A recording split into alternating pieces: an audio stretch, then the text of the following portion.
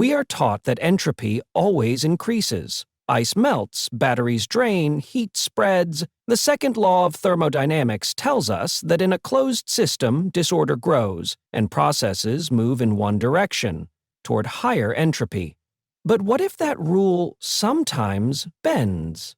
In recent years, physicists studying tiny particles, atoms, molecules, and nanoscale systems have observed rare moments where entropy seems to decrease, as if time momentarily runs backward. This puzzling behavior is known as entropy reversal in microscopic systems, and while it doesn't break the laws of physics, it forces us to rethink what those laws really mean. So what is entropy reversal? In simple terms, it's when a small system temporarily becomes more ordered rather than more disordered. Spontaneously. Imagine a molecule in a box that just randomly gathers all its energy and moves to one corner instead of diffusing evenly. Or a tiny particle that seems to transfer heat from a cold area to a hot one, briefly violating what we'd expect. These reversals don't last long, and they don't happen often, but they've been observed in laboratory experiments using ultra-sensitive tools like optical traps and nano-scale thermometers.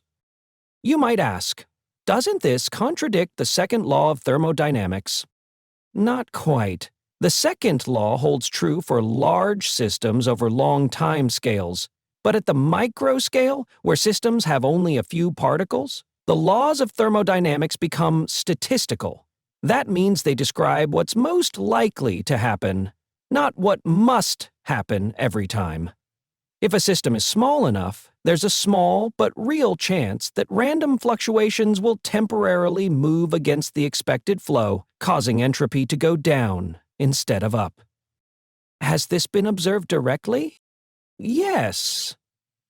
One famous experiment involved a single microscopic bead trapped in a fluid and manipulated with laser tweezers. Researchers measured the energy exchanges as they moved the bead back and forth. Most of the time, the system behaved as expected. Entropy increased. But occasionally, the bead's motion showed a temporary reversal of entropy, as if the system spontaneously became more ordered, defying the usual flow of heat and energy. These events are extremely rare, but statistically allowed. How do we explain this? This behavior is described by something called the Fluctuation Theorem, a refinement of thermodynamics developed in the 1000s, 990s. It predicts the probability of observing these entropy-reducing events in small systems. The theorem doesn't say the second law is wrong. It just clarifies that for very short periods and very small systems, the second law can appear to reverse, though the total balance over time always favors increasing entropy. What are the implications? They're profound. These findings don't change the way your coffee cools or your computer overheats, but they reshape how we think about nanoscale systems, quantum thermodynamics, and the boundary between order and chaos. In molecular biology, for example, proteins and enzymes operate in noisy environments where thermal fluctuations matter. Understanding how entropy reverses, even briefly, may help explain how life maintains order at the nanoscale. Could this lead to new technology? Possibly. If we understand how to harness or amplify rare entropy-reversing events, it could influence the design of molecular machines, nanorobots, or energy-efficient computing. Some researchers are exploring whether these fluctuations could be exploited to create thermodynamic engines that operate close to the limits of physical efficiency. So, does time really reverse in these systems? No, not in the way science fiction imagines. What reverses is the direction of energy flow, for a moment, in a tiny, isolated system. Time keeps moving forward, but these brief episodes show us that nature is more flexible at the smallest scales than we once believed. Fluctuation theorems quantify the probability of observing entropy-decreasing events in small systems over short timescales, extending the second law to the microscopic realm. They predict that, while the average entropy production is non-negative, transient negative fluctuations can occur, with a probability that decays exponentially with system size and duration. These theorems derive from time reversal symmetry of microscopic dynamics and connect the likelihood of forward versus reverse trajectories. Experimental tests in colloidal particles and molecular motors have validated these predictions. Thus, the second law remains statistically valid, even though individual trajectories may briefly reverse entropy. A trapped bead in a fluid occasionally moves opposite to the applied force, corresponding to a transient drop in system entropy. It's like a tide briefly receding farther than expected before returning its usual flow. The Jarzynski equality relates the exponential average of work done on a system during a non-equilibrium process to the free energy difference between initial and final states. It implies that some trajectories require less work than the equilibrium free energy change, effectively reversing entropy locally. These rare, low-work events become exponentially unlikely as system size grows or process speed increases. Single-molecule pulling experiments on RNA hairpins have demonstrated the equality in action. This framework shows how microscopic work fluctuations can transiently appear to defy thermodynamic limits. In optical tweezer experiments, about 1 in 1,000 unfolding trajectories of an RNA hairpin consumes less work than predicted by equilibrium thermodynamics. It's like occasionally receiving more change than you're owed at checkout, even though the cashier follows the register's average. Crooks' theorem provides the exact ratio between the probability distributions of work performed in a forward process and its time-reversed counterpart. This ratio depends exponentially on the work difference and free energy change, predicting the frequency of entropy reversal trajectories.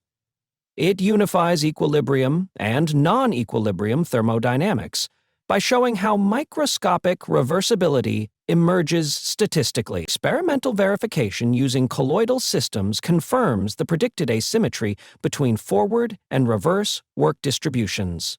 Crooks' theorem therefore rigorously quantifies how often microscopic systems violate the macroscopic arrow of time. Controlled compression and expansion cycles of a nanoparticle in a laser trap produced workograms whose forward/reverse ratios matched Crooks' predictions. It is like flipping a biased coin. You rarely get the unlikely sequence, but the exact odds are known. On very short timescales, comparable to molecular collision times, entropy can momentarily decrease due to spontaneous organization of thermal fluctuations. These fleeting episodes have been observed in simulations of Lennard-Jones fluids and quantified by non-equilibrium statistical tools. The probability of such short-time entropy drops falls off rapidly with increasing duration and system complexity. Real-world measurements in microfluidic chambers tracking vesicle motion reveal these transient reversals. Thus, entropy reduction is not forbidden, but highly improbable for extended periods. High-speed video tracking of small beads in thermal motion shows occasional clustering events that momentarily lower entropy. It's like dust in sunlight, forming a brief, spontaneous swirl before dispersing again. Maxwell's demon thought experiment suggests a mechanism for sorting fast and slow particles to decrease entropy. But modern treatments show that information acquisition and erasure restore the second law. Landauer's principle quantifies the minimum thermodynamic cost of information erasure, ensuring net entropy increase.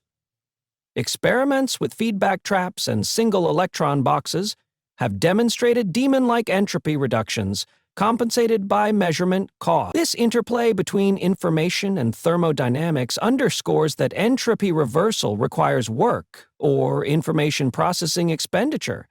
A feedback-controlled colloidal trap uses real-time position measurements to perform work extraction. Yet total entropy, including information erasure, remains non-negative. It's like using a ledger to sort coins.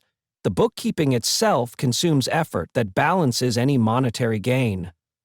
Microscopic engines can transiently pump heat from cold to hot reservoirs, effectively acting as tiny refrigerators that reduce system entropy momentarily.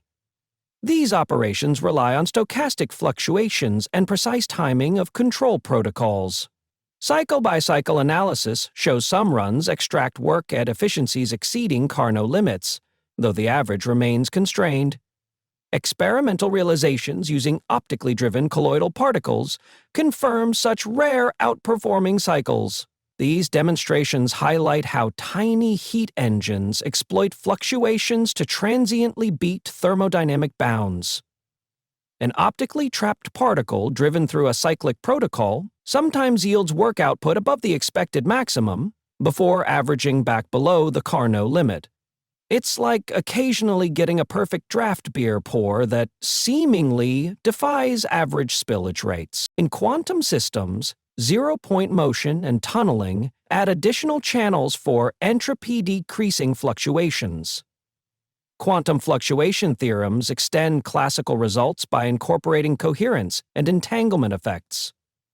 Experiments in superconducting qubits and trapped ions observe work distributions consistent with quantum Jarzynski and Crooks relations.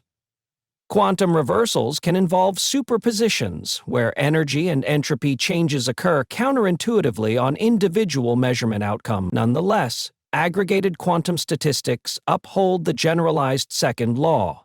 A superconducting circuit subjected to rapid parameter quenches exhibits work fluctuation patterns that include negative entropy production events. It's like seeing a particle pass through a barrier it shouldn't cross, yet overall consistency with quantum rules remains intact. Enzymes and molecular motors operate in highly fluctuating environments, occasionally performing cycles that transiently consume less energy than the free energy change implies. Single molecule measurements of ATP synthase and kinesin reveal occasional backward steps and energy reclaiming events. These transient violations of the expected thermodynamic direction contribute to error correction and adaptability in cells. Statistical analysis shows that such reversals are essential for robust biological function under thermal noise. Biology thus harnesses microscopic entropy decreases as part of efficient operation. Tracking individual kinesin motors shows that about 5% of steps briefly reverse under load before resuming forward motion. It's like a hiker occasionally backtracking uphill to find a sturdier path forward. Harnessing entropy reversal fluctuations could enable more efficient nanoscale machines, sensors, and energy harvesters that operate near thermodynamic limits.